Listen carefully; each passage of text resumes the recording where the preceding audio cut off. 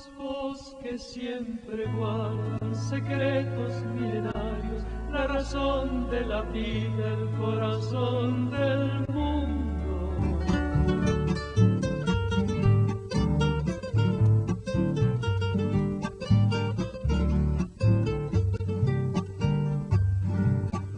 Por los caminos del sur hay rosas, voces y estrellas, son canciones y doncellas bajo un alto cielo azul.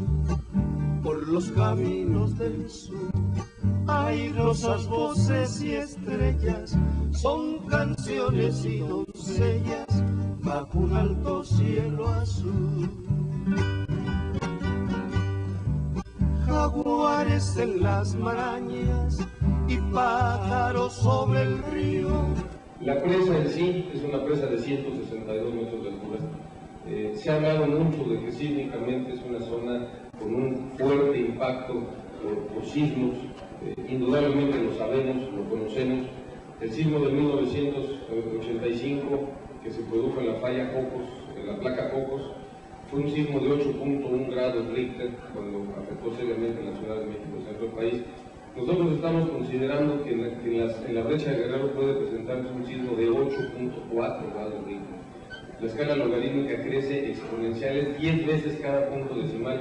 Es un sismo 4 veces más intenso que el del 85, con una aceleración en la cortina muy alta.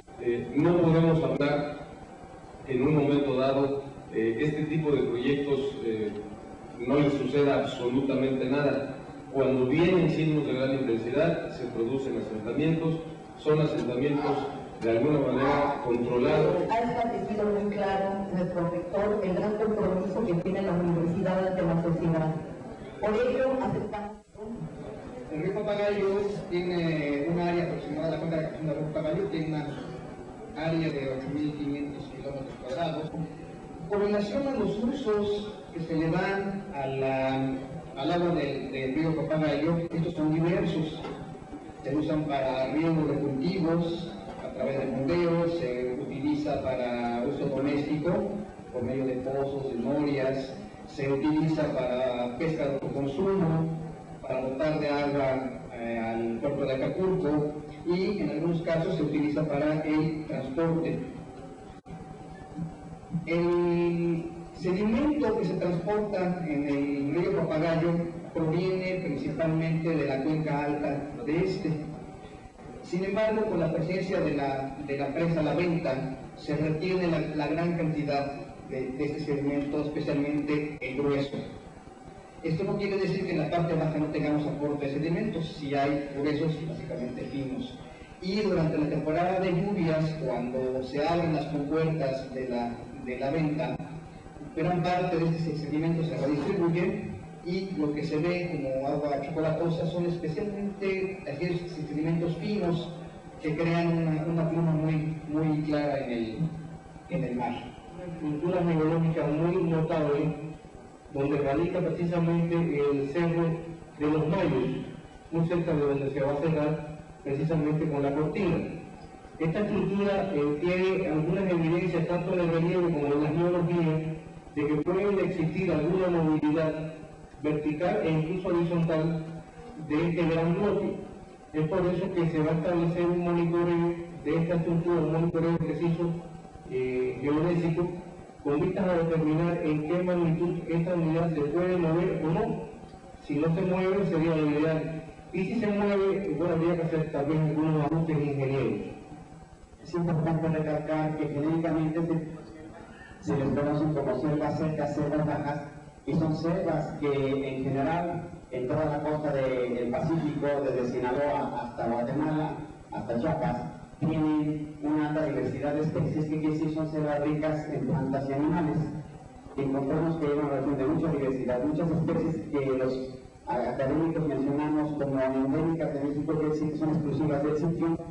Estas especies y las que se encuentran en peligro de extinción son las más prioritarias para nosotros para tratar de conservarlas, porque son las que si se acaban en México o en Acapulco o en Guerrero en este caso, se acabarían en todo el mundo. Todavía más de 500 8 especies de aves, reptiles, anfibios.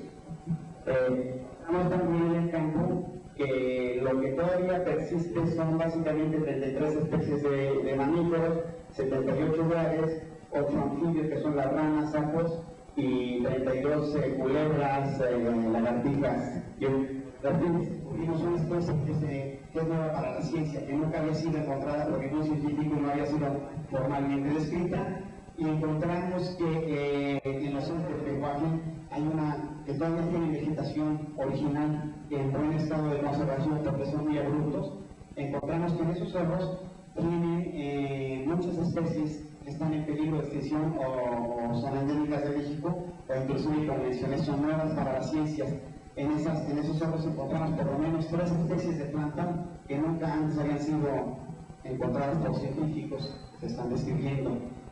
Una de las cuales tendría que ser atender de una manera muy sólida, muy correcta, el problema de la deforestación. Por lo que acabo es que muchas de las especies que originalmente habitaban la región, como el jaguar, como la guacamaya verde, ya no existen, o son muy raros y vienen de las partes altas de la sierra que todavía tienen mejor vegetación. Como ustedes saben, a invitación de la CFE, para nosotros también representó un gran reto por varios motivos. En primer lugar, la magnitud de la inversión. Estamos claros que la pobreza de la región y en general la pobreza del estado de Guerrero no permite o no tiene muchas probabilidades de atraer inversiones, de atraer proyectos que puedan efectivamente garantizar al grueso de la población que vive en el área rural empleos. El grueso de las viviendas usa como forma de techo teja, tiene en su mayoría ya pisos firmes y las paredes son en su gran mayoría de adobe. La experiencia que se tiene de otras presas en el país no son las experiencias que hubiéramos deseado. La zona de embalse, que sería la zona de inundación, la zona donde los habitantes pierden vivienda y perderían en su gran mayoría las tierras. La zona cortina abajo, que serían los habitantes que son afectados porque se reduciría el flujo de agua del río. Y la zona aledaña, que sería la zona de poblados que no son afectados en su vivienda, pero sí son afectados en la inundación de sus tierras. Sabemos que la CFE tiene una responsabilidad en cuanto a recuperar viviendas, en cuanto a mejorar servicios.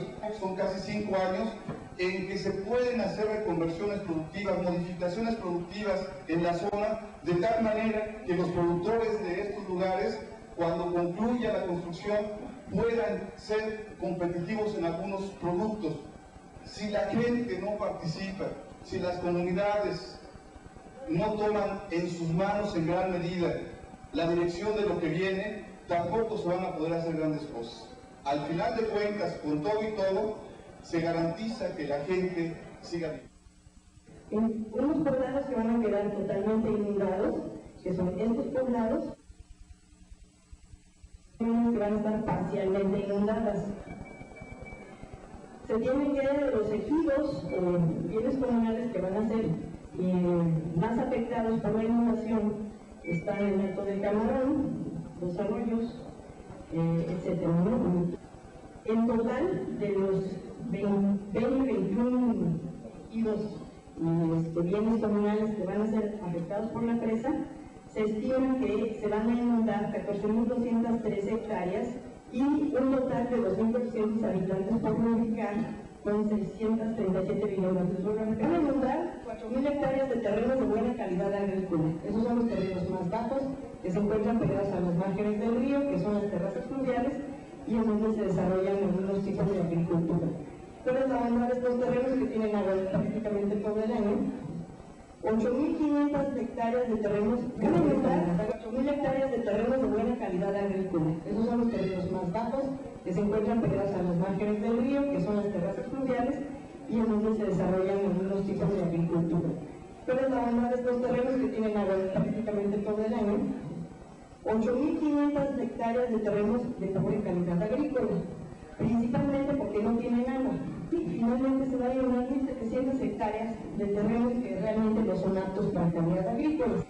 No obstante de que se va a dar esta pérdida de tierras, lo que se va a ganar es que hay disponibilidad de agua para riego, que antes no había, con el que se pueden mejorar estos terrenos del medio y se pueden abrir para mejores actitudes agrícolas, se puede intensificar la agricultura y mejorar las prácticas agrícolas, ya que se puede introducir riego. Y por otro lado, el hecho de contar con un embalse de esas dimensiones también abre oportunidades de otro tipo de desarrollo económico alternativo. ¿Qué va a pasar con la vegetación y los animales en la inundación? La comercialización fuera de ley o simplemente porque pues, sale una víbora y por miedo a que vaya a ser venenosa, mejor la matamos y no nos vamos a detener a preguntarle, ¿verdad? Entonces, eso hace que la tasa de extracción y la mortalidad de organismos aumente. Pues para el efecto también se tienen planteadas medidas preventivas en cuanto al manejo y reglamentos con vigilancia de las conductas de los trabajadores para permitir que los organismos que salgan durante las obras pues escapen libremente, ¿no? ¿Qué pasa con las especies de flora y fauna que están bajo protección legal? Y el embalse no va a llegar a afectar realmente esos cerros, va a quedar pegadito a los cerros, cubriendo un área aproximada del 8% de dichos cerros, pero que corresponde a las faldas, que de cualquier manera ya son la zona menos conservada de los cerros. Como se mencionó, la construcción va a durar entre 5 y 6 años, se van a generar 5.000 empleos directos, quiere decir personas trabajando directamente en la obra, van a tener trabajo, y otros 5.000 empleos indirectos derivados de toda la necesidad que una obra de este tamaño genera de tener insumos, bienes y servicios. Habrá emisiones de gases por pudrición de la materia orgánica inundada. Cuando se llene el embalse, va a haber una alta tasa de descomposición de toda la materia orgánica, las plantas que queden sumergidas, y cualquier proceso de descomposición libera gases al medio circundante. La cantidad de los gases obviamente va a depender de la materia orgánica en descomposición y también de su capacidad de disipación al ambiente, ¿no? Hay dos situaciones. Si se remueve la vegetación antes de la inundación, obviamente la cantidad de materia orgánica que se va a descomponer va a ser menor y las emisiones van a reducirse. Si no se remueve la materia orgánica, la emisión de cualquier manera va a ser alta en un primer inicio y va a tender a disminuir con el tiempo, a lo que se le denomina comúnmente como eutroficación del embalse joven, hasta llegar a tener un punto de una estabilidad dinámica en donde va a haber una calidad del agua en el embalse ya aceptable para diferentes actividades. También había la inquietud de que hay una serie de plantas que envenenan el agua al momento de inundarse. Bueno, de entrada no se identificó ningún elemento de origen animal, vegetal o mineral que pudiera ocasionar una modificación del agua de estas características, ¿no? Que la envenene, así como nos lo manifestaron. Sin embargo, como dijimos anteriormente, ¿no? Por descomposición de la materia orgánica, la calidad de las aguas se va a ir modificando hasta alcanzar una condición satisfactoria para el desarrollo de organismos acuáticos. Y finalmente, si va a aumentar la tasa de erosión en la zona de la playa desde la punta Diamante hasta el Médano. Las regresiones que se tengan de la erosión en esa playa van a depender directamente de que permanezca libre la zona de la berma, es decir, que no haya construcciones o edificios que obstruyan la regulación natural de ese sitio. Simplemente para que vean un tema delicado que no fue tratado en el impacto ambiental. Y sí, señores, me leí los 1532 páginas, la hidrogeología. Me preocupa de sobremanera, y así como está el estudio no lo podemos empezar a hacer. Y la propuesta de las autoridades, sobre todo de Acapulco, que son los directamente afectados, es un estudio hidrogeológico de fondo, porque agua y roca tienen una interacción muy importante y por lo tanto lo tenemos que estudiar. Tenemos una zona totalmente salina, el mar. Tenemos acuíferos y tenemos equilibrios muy frágiles. ¿Qué pasa cuando rompemos estos equilibrios? No hay estudios isotópicos, no sabemos la edad de los acuíferos, no sabemos los flujos, no sabemos nada de esta parte. Entonces, una recomendación muy respetuosa, muy a fondo, por lo menos un año de estudios isotópicos para tener el conjunto del ciclo de lluvia y ciclo seca. Es un punto clave, básico para no tener desastres. Tenemos la experiencia de toda la costa de Sonora. Tenemos problemas en Sinaloa de infiltración del agua de mar a los acuíferos, la destrucción de un recurso invariable. Yo en mi ponencia, un poquito más adelante, habla del, creo que el padre de los estudios de los acuíferos, Robert von Farbolding, de la Universidad de Waterloo. Él nos dijo un día en el Instituto de Geofísica de la UNAM, miren, nos costó decenas de miles de millones de dólares recuperar acuíferos. Nos hubieran costado algunos milloncitos para poder prevenirlo. Yo creo que ese es un punto clave, básico, para poder avanzar. Por favor, la siguiente. Por otra parte, acuérdense que la intensa interacción se va a cambiar definitivamente entre rocas y esta parte. Por último, yo quisiera, como tenemos muy poco chance, hablar de los efectos, la gráfica de los efectos negativos y los sismos. El propio impacto ambiental, cito, habla de la principal zona generadora de sismos en el país. Está ubicado a 70 kilómetros de desembocadura, la franja trinchera mesoamericana Foz Acapulco. Constituye el límite entre la placa de los Cocos y la continental norteamericana que viene por toda la falla de San Andrés. Por lo tanto, la subducción que genera este tipo de fricciones genera energías. Y hemos tenido por lo menos un gran terremoto por década. Nadie ha calculado, simulado los modelos que esto implica no para Acapulco, no para la presa, sino para la mitad de nuestro país. Acuérdense, el último terremoto en el 85 destrozó gran parte de la Ciudad de México. Esta es la zona, este es el epicentro de donde viene este proceso. Por lo tanto, segundo estudio que falta y que hay que hacer a fondo, son sistemas de modelación para este tipo de proceso. Y para el señor presidente municipal, con todo respeto, una sugerencia, un modelo de riesgo que tampoco está hecho. Un modelo de riesgo que implica desde una fractura de un dique de 164 metros hasta, y acuérdense, Japón construye los monumentos más estables para poder contrarrestar los terremotos. Y que han descubierto que más duro se hace una estructura, más frágil se convierte. Entonces, en el DF hemos descubierto precisamente el sistema Pilar con flexibilidad, una presa de este tamaño, con estas cantidades de miles de millones de toneladas almacenados, obviamente es un problema grave. Entonces, un sistema de riesgo que no está hecho, que hay que hacerlo con toda la seriedad, con sistema de modulación, con todos los escenarios, hasta el más grave, que se quiebra completito la presa. Habrá que ver y ver qué pasa con la evacuación, qué pasa con este. Y finalmente, me queda un minuto. Como secretaria general de La Paz, la última, por favor, quisiera explicarles la interrelación a nivel mundial, del Consejo Mundial de las Represas, donde precisamente pueden ver la interacción por una parte entre agua, suelo, energía.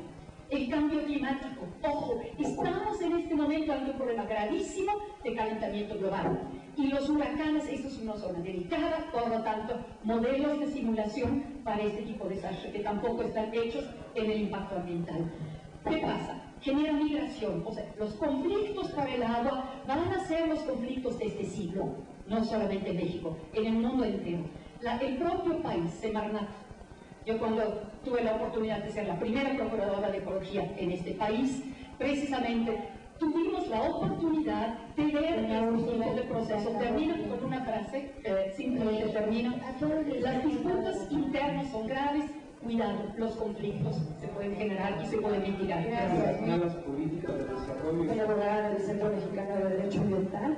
Detectamos en el análisis que hicimos que existen diversas violaciones a ordenamientos jurídicos aplicables. Dentro de las violaciones constitucionales detectadas está un artículo 4 que establece el derecho de toda persona a gozar de un medio ambiente adecuado para su desarrollo y bienestar y el derecho a la salud de las personas. El 25 constitucional que establece que el desarrollo nacional del país deberá darse bajo criterios de equidad social, sujetándose a las modalidades que dicten interés público y al uso en beneficio general de los recursos productivos. Esto es algo muy importante porque parece que no la CFE o las personas que lograron la manifestación, básicamente la CFE, no se dan cuenta que pues, estos son los principios regidores de todo proceso y todo desarrollo nacional. Y pues aquí yo no considero que se esté cuidando la conservación de los recursos naturales ni el medio ambiente y tampoco este principio constitucional que es el uso beneficio general de los recursos productivos. El plan director de Acapulco establece expresamente que toda la zona cercana al río Papagayo se considera para la conservación de flora y fauna. He hecho mención a los ponentes que sí va a haber un impacto sobre especies amenazadas en peligro de extinción, que son las que más nos importan y las endémicas, pero no establecen expresamente que pues esto no es posible, jurídicamente no es posible, porque es una causa de que se niegue la conservación. La Comisión Mundial de Represas fue creada en mayo del 98 en respuesta a la creciente oposición de las grandes represas. Esta comisión está auspiciada por el Banco Mundial y la Unión de Conservación de la Naturaleza. El mandato de esta comisión fue revisar la eficiencia de las grandes represas para impulsar el desarrollo y evaluar alternativas de desarrollo. El abastecimiento de agua para la ciudad de Acapulco, que es insostenible. El proyecto de La Parota no es sustentable porque va a contaminar, y esta contradicción que manejó la maestra, la doctora Úrsula Oswald, se va a hacer muy clara. El problema del agua salinada y el agua dulce va a ser uno de los problemas que se enfrente a nivel del proyecto La Parota. Esto lo ligo rápidamente con lo que sería el Plan Puebla-Panamá. El Plan Puebla-Panamá tiene un sistema hidroeléctrico de 200 presas que va desde Panamá hacia el Cajón de Nayarit, aunque esto ya sea escalera náutica. En esta lógica, lo que se pretende con los procesos a nivel como La Parota es un nudo gordiano importante para los Estados Unidos de exportar energía eléctrica. Hacen un análisis de costo-beneficio y el desarrollo para las comunidades no se toma en cuenta. Lo que está bajando este proyecto de La Parota es que se va a exportar energía eléctrica a los gringos y lo único que va a quedar es hacia abajo los proyectos a muy contadas comunidades. No permitiremos el ecocidio bajo ninguna circunstancia, aunque vaya de por medio de nuestras vidas. Mi nombre es Marco Antonio Suástegui Muñoz, yo soy de la comunidad de Cacahuatepec. Sí, compañero, yo soy Marco Antonio Suástegui Muñoz, aquel que ha sido acusado, aquel que ha sido amenazado, aquel que ha sido golpeado por la judicial del Estado, aquel que ha sido encarcelado, compañeros, porque me opongo a La Parota. Por eso he sido acusado y hasta la fecha sigo siendo hostigado por la judicial, por culpa de la CFE, por culpa de Víctor Hugo Chávez, que nos ha inventado el delito de secuestro y de robo de vehículos, compañeros. Yo soy ese, compañero. La consulta pública se dio, esta consulta pública se dio porque el SECOP, el Consejo de Ejidos y Comunidades contra la presa La Parota, pidió que se diera esta consulta pública, no porque la CFE la quisiera dar, porque ellos saben que ambientalmente La Parota no es viable, no es sustentable. El día 5 de julio ellos ingresan el manifiesto de impacto ambiental a la Semarnat por debajo de la mesa. El día 12 lo descubrimos y el día 14 se acepta la consulta pública. No nos dejemos engañar, compañeros. La CFE ha dicho claramente en aquellos tiempos que lo dejáramos 3 meses que se metieran a nuestras comunidades para hacer el estudio de impacto ambiental. ¿Cómo es posible que nos quieren seguir engañando, compañeros? El estudio de impacto ambiental ya lo tienen hecho. Ya lo tienen hecho. Ahora yo me pregunto, ¿cómo lo hicieron? Si a Arroyo Verde, si a Garrapata, si a Los Arroyos, si a Los Guajes no han ido a hacer este estudio de impacto ambiental. ¿De dónde lo sacaron? ¿De un libro? ¿O hay un manual donde dice así se tiene que hacer el estudio de impacto ambiental? Violaron la ley, siempre la han violado. Ahorita que estamos en contra de los estudios, nos están encarcelando, nos están golpeando. ¿Sí? Ahora que hagan lo que quieran hacer la presa, nos van a mandar a fusilar, compañeros. No nos dejemos de engañar, compañeros, aquí no hay de otra. Aquí le entramos o definitivamente aquellos que quieran vender la tierra, yo les digo, no se dejen engañar, compañeros. Me sorprende tanto engaño, cómo se dejan engañar fácilmente. El compañero de Cochotlanco, un ejemplo, dice que ellos han solicitado ganado, a lo mejor se lo van a dar o ya se lo dieron. ¿Cómo es posible que soliciten ganado, borrego, chivo, vaca? Si les van a quitar la tierra, ¿en dónde van a meter ese ganado, compañeros? Por favor, en el agua de la presa se van a andar ahogando. ¿Cómo es posible? No nos quieran ver la cara de idiotas, por favor, a todos, ¿sí? Nosotros le pedimos a la Semarnat que si había hostigamiento, orden de aprehensión, encarcelados, no se llevara a cabo la consulta. Y eso no se ha cumplido. El gobierno del Estado se ha prestado a este sucio juego de la CFE, compañeros. Siempre Estado nos ha citado en Protur para que firmemos, óiganlo bien, para que firmemos la entrada de la CFE a cambio de que nosotros seamos libres. Allá decía una manta, fuera extraño, fuera la Comisión Federal de Electricidad, porque ellos son los extraños en nuestro pueblo. ¿Cómo es posible que Víctor Hugo Chávez y la CFE vengan a mi pueblo a decirme lo que tengo que hacer y si no me encarcela? Por favor, las autoridades de bienes comunales, ¿dónde está la dignidad? Su asamblea del 25 de abril, ¿no lo saben? Hay una demanda al señor comisariado, hay una demanda del 24 de junio en el Tribunal Unitario Agrario. ¿Sí? ¿Cómo es posible que digan que ya tienen el permiso cuando le estamos demostrando que tenemos gente? No somos uno, compañeros, ya vieron. Hoy le digo a la Semarnat que si la Semarnat no es una dependencia realmente creíble, que cancele definitivamente el manifiesto de impacto del estudio ambiental, porque no es viable, compañeros. Han dicho que nuestras tierras son inútiles, que son infértiles. Aquí cada racimos de plátano, allí están los cocos, la maracuyá, el limón. ¿Cómo es posible que digan que nuestras tierras no producen? Yo se lo dejo a su consideración. Pues parece que si esta fuera la historia, pues vendríamos a perder el tiempo. Afortunadamente, después de varios años de estar viendo que la autoridad resuelve siempre a favor de los promoventes, en la legislación mexicana existen otros recursos que las comunidades afectadas pueden hacer valer, y eso es muy importante. Frente a la violación de derechos humanos, frente a la violación de derechos agrarios, frente a la violación de las propias leyes ambientales, frente a la sistemática modificación de las autorizaciones, existen recursos como el recurso de amparo por las comunidades afectadas. Y termino con una situación. Todos los habitantes en la zona afectada por el embalse y en la zona de influencia y los habitantes de Acapulco pueden inconformarse después de que autorice la Secretaría en próximos meses lo que la Comisión Federal de Electricidad está solicitando. Hay la posibilidad y se puede acudir al recurso de amparo porque hay una violación que afecta derechos primordiales que como excepción podemos brincarnos al tribunal que es juez y parte y no sirve para nada. El embalse llega en el 2011 y señores, la comisión está aquí en plan serio porque está convencida de que el proyecto es bueno. Comisión tiene la obligación por oficio de defender lo que es bueno para ustedes, para el país, para el Estado. Y comisión se va a retirar, si ustedes así lo decidan, pero pregúntense